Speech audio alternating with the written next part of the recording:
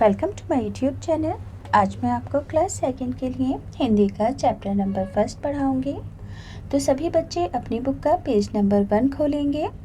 Page number 1 पर ही chapter number 1 है, जिसका नाम है ऊँट चला। तो बच्चों, ये जो चैप्टर है एक प्यारी सी कविता है जो कि ऊँट पर लिखी गई है। तो सबसे पहले हम चैप्टर के नाम को स्पेलिंग के साथ पढ़ना सीखेंगे, ताकि एग्ज़ाम में लिखते वक्त आपकी कोई भी स्पेलिंग मिस्टेक ना हो और मात्राओं की भी पक्की रिवीजन हो सके। तो सभी बच्चे मेरे साथ दोहराएंगे। बड़ा ऊ, चंद्रबिंदी टा, ऊँट चा, ला में आ की मात्रा ला, ऊँट चला। अब बच्चों, इस कविता को जिसने लिखा है उसे क्या कहते हैं? कवि कहते हैं। तो इस कविता के कवि जो हैं, जिन्होंने इस कविता को लिखा है, उनका नाम है प्रयाग शुक्ल। क्या नाम है जिन्होंने इस कविता को लिखा है? प्रयाग शुक्ल। अब मैं कविता पढ़कर सुनाती हूँ आपको। बहुत अच्छी कविता है। ऊँट चला भाई ऊँट चला, हिलता डुलता ऊँट चला। ऊँट चला भाई ऊँट चला, हिलता डुलता ऊँट चला। यानी कि यहाँ पर क्या कहा गया है? जो ऊँट है वो कैसे चल रहा है? हिलता डुलता चल रहा है। इतना ऊंचा ऊँट चला, ऊँट चला भाई ऊँट चला। यानी कि जो ऊँट है वो बहुत ऊंचा है और वो चल रहा है। ऊंची गर्दन ऊंची पीठ, पीठ उठाए ऊँट चला। यानी कि ऊँट की जो गर्दन है वो बहुत लंबी है और उसकी पीठ भी बहुत ऊंची है, क्योंकि ऊँट खुद ही बहुत ज़्यादा ऊंचा है, इसलिए उसकी गर्दन और पीठ भी ऊंची है, इसलिए वो पीठ उठाए चल रहा है। आपने देखा होगा कि ऊँट की जो पीठ होती है ऐसे उठी हुई होती है ऊपर से, इस तरह से। अब है पेज नंबर 2। बालू है तो होने दो, बोझ ऊँट को ढोने दो। बालू किसे कहते हैं? रेत को। बोझ किसे कहते हैं? वजन को। तो यहाँ पर कहा गया है कि जो ऊँट है वो बालू यानी कि रेत पर चल रहा है और उसने अपनी कमर के ऊपर वजन रखा हुआ है। नहीं फंसेगा बालू में भी ऊँट चला। क्या कहा गया है कि ऊँट जो है वो बालू में भी नहीं फंसता है, वो ऊँट जो है बालू पर भी आराम से चल सकता है। जब थक कर बैठेगा ऊँट, किस करवट बैठेगा ऊँट। बच्चों, ये एक कहावत है।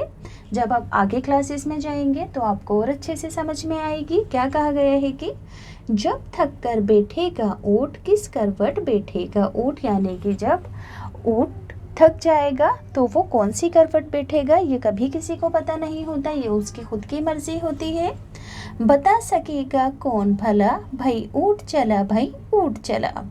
क्या कहा गया है कि किस करवट ऊँट बैठेगा, ये तो कभी कोई नहीं बता सका है। ऊँट चला भाई ऊँट चला। अब है बच्चों पेज नंबर 3। पेज नंबर 3 पर लिखा है कि झटपट कविता पढ़कर मजा लो।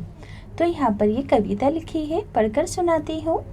कुछ ऊँट ऊंचा, कुछ पूंछ ऊंची, कुछ ऊंचे ऊँट की पीठ ऊंची। क्या लिखा है? कुछ ऊँट ऊंचा, कुछ पूंछ ऊंची, कुछ ऊंचे ऊँट की पीठ ऊंची। अब जल्दी जल्दी बोलकर देखो इस कविता को, जीभ लड़खड़ाई गई ना? कैसी लगी कविता? अब इस कविता को अपने मन से एक नाम दो। तो मैंने इस कविता को अपने मन से नाम दिया है ऊँट ऊंचा। आप अपने मन से कोई भी नाम दे सकते हैं। अब बच्चों नेक्स्ट है रेगिस्तान। ऊँट रेगिस्तान में ज़्यादा पाए जाते हैं। नीचे 2 चित्र बने हैं, सही जगह पर आपको ऊँट का चित्र बनाना है। तो बच्चों, इन दोनों चित्रों में से रेगिस्तान कौन सा है? इधर की साइड वाला। तो यहाँ पर आपको खुद अपने आप ऊँट का चित्र बनाना है। अब है बालू या रेत कहाँ पर मिलती है? तो बालू और रेत कहाँ पर होती है? रेगिस्तान में होती है। तो यहाँ पर से रेगिस्तान की स्पेलिंग पढ़ लेंगे। रा में छोटे ए की मात्रा रे, गा में छोटी ई की मात्रा गी, आधा सा, ता में आ की मात्रा ना, रेगिस्तान। अब है बच्चों पेज नंबर 4। कितना? हिलता डुलता ऊँट चला, इतना ऊंचा ऊँट चला। अब बताना है कि ऊँट कितना ऊंचा है।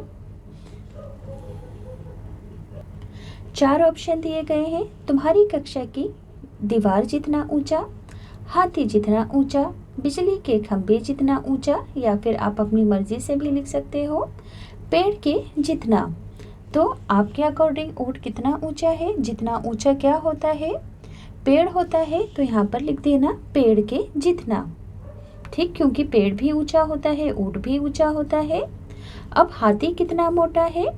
तुम्हारी माँ के संदूक जितना, ऊंट जितना, पहाड़ जितना, या फिर पानी की टंकी जितना।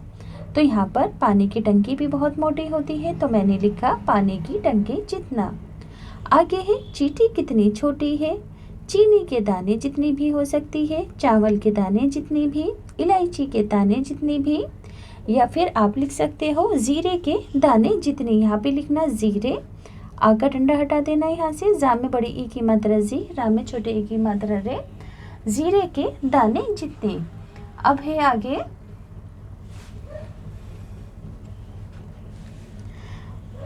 ऊंट से ऊंची चीजों के नाम पर गोला लगाओ।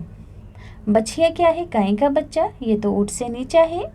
तुम्हारी कक्षा की छत, तो हमारी कक्षा की छत भी ऊंट से नीची है। हाथी भी ऊंट से नीचा है। हमें किन चीज़ों पर गोला लगाना है? जो कि ऊंट से ऊंची है, जैसे कि बिजली का खंभा बहुत ऊंचा होता है, इसी तरह से आम का पेड़ भी बहुत ऊंचा होता है। तो यहाँ पर मैंने उन दो चीज़ों पर गोला लगाया जो कि ऊंट से ऊंची थी। अगला क्वेश्चन है ऊंट के नीचे से क्या क्या निकल सकता है? तो ऊंट के नीचे से सभी छोटी चीज़ें, सभी छोटे जानवर निकल सकते हैं। तो आप इसे कैसे लिखोगे? ऊंट के नीचे से कुत्ता, बिल्ली, बंदर, खरगोश आदि निकल सकते हैं। क्या लिखोगे? ऊंट के नीचे से कुत्ता, बिल्ली, बंदर, खरगोश आदि निकल सकते हैं। अगला क्वेश्चन है किन किन चीज़ों की मदद से तुम ऊंट पर चढ़ोगे? तो हम ऊंट पर किस किस चीज़ की मदद से चढ़ सकते हैं? सीढ़ी की मदद से, या फिर किसी व्यक्ति के कंधे पर सवार होकर। क्या लिखोगे? सीढ़ी की मदद से या फिर किसी व्यक्ति के कंधे पर सवार होकर। सभी बच्चे इन दोनों क्वेश्चन आंसर को अपनी अपनी कॉपीज में लिख लेंगे याद से। अब है पेज नंबर 5, सफ़र का सामान। ऊंची गर्दन, ऊंची पीठ, पीठ उठाए ऊंट चला। बताओ ये सब क्या क्या उठाकर चलेंगे? अब देखो, जो ऊंट है वो अपनी ऊंची गर्दन और ऊंची पीठ उठाकर चलता है। इसी तरह से हाथी क्या क्या चीज़ें उठाकर चलेगा? अपना सिर, अपनी सूंड और पेड़ के तने। टीचर जी क्या उठाकर चलेंगी? चौक, यहाँ पे ऐसे हलक लगा देंगे गोल, चौक, किताब और रजिस्टर। पिताजी क्या क्या उठाकर लेकर जाते हैं जब घर से जाते हैं? तो अपना बैग, मोबाइल और लैपटॉप लेकर जाते हैं। इसी तरह से शेर क्या उठाकर चलेगा? सिर, अपना शिकार और पूंछ। दादाजी चश्मा, छड़ी और कलम। तो सभी बच्चे इसे भी अपनी कॉपी में ध्यान से लिख लेंगे। अब अगला है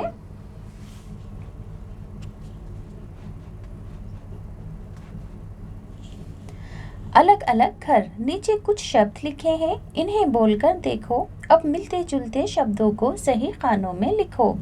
जैसे कि यहाँ पर लिखा है झूठ, सूट, भला, धस, हंस, तब, कब, गला, आलू, चालू।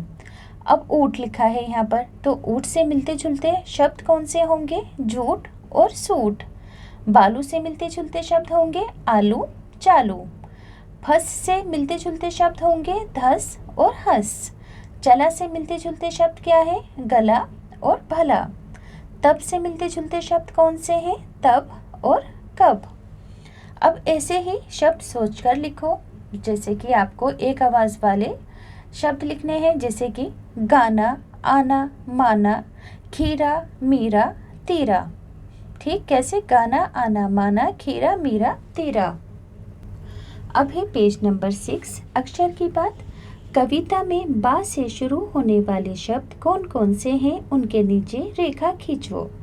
तो कविता में बा से शुरू होने वाले 4 शब्द हैं, बालू, बोझ, बैठेगा और बता। तो इसे आप अपनी कॉपी में लिख लेंगे। कविता के नीचे आपको रेखा भी लगानी है। तो यहाँ पर मैंने बैठेगा, बता, बालू और बोझ के ऊपर रेखा लगा दी है और लिख भी दिया है आंसर में इसे। यहाँ पर है तुम्हारा नाम किस अक्षर से शुरू होता है? उस अक्षर से तुम्हें 4 शब्द लिखने हैं। जैसे कि आपका नाम सा से शुरू होता है, तो पहले अपना उसी अक्षर से आपको 4 शब्द लिखने हैं, जैसे कि सरिता, सविता, सबा, साइमा। मैंने 4 शब्द लिख दिए हैं साथ से। आप अपनी मर्जी से कोई भी 4 शब्द लिख सकते हैं।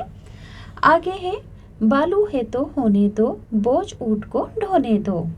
पहला प्रश्न है, बहुत से जानवरों को बोझ ढोने के लिए इस्तेमाल किया जाता है, क्या तुम्हें ये ठीक लगता है और क्यों? तो इसका उत्तर लिखोगे आप। उत्तर में लिखना कि जानवरों को बोझ उठाते हुए देखकर मुझे भी तकलीफ होती है, क्योंकि उन्हें भी कष्ट होता होगा। बोझ उठाने का काम अन्य साधनों से भी आसानी से हो सकता है, जैसे कि रिक्शा, तांगा या और भी बहुत सारी चीज़ें होती हैं, लोरी वगैरह, उनसे भी बोझ ढोने का काम हो सकता है। जानवरों पर इतना जुल्म करना ठीक नहीं है। तो आप क्या लिखोगे कि जानवरों को बोझ उठाते हुए देखकर मुझे भी तकलीफ होती है, उन्हें भी कष्ट होता होगा। बोझ उठाने का काम अन्य साधनों से आसानी से हो सकता है। अगला प्रश्न है, तुम्हारे आसपास कौन कौन बोझ उठाते हैं? तो लिखोगे हमारे आसपास कुली, मजदूर, घोड़े, गधे इत्यादि बोझ उठाते हैं। कौन कौन? कुली, मजदूर, घोड़े, गधे इत्यादि बोझ उठाते हैं। आगे है कविता पढ़ाओ। अक्की बक्की करें तरक्की। तो यहाँ पर आपको अपनी मर्जी से कविता को पढ़ाना है। तो मैंने लिखा है, अक्की बक्की करे तरक्की, कभी ना करें कट्टी बट्टी, दोनों करें खूब तरक्की। आप अपनी मर्जी से कैसे भी बढ़ा सकते हो कविता को आगे। अब अगले पेज पर आएंगे हम, पेज नंबर 7 पर। इस कविता में कुल कितनी बार ऊँट शब्द आया है, बिना देखे बताओ। तो इस कविता में ऊँट शब्द तकरीबन 13 बार आया है। अब बोला गया है कि इस चित्र के अंदर कितने ऊँट हैं, आपको खुद काउंट करने हैं। वैसे इसका आंसर है 72। क्या है इसका आंसर? 72। तो बच्चों, यहाँ से ये चैप्टर कंप्लीट होता है।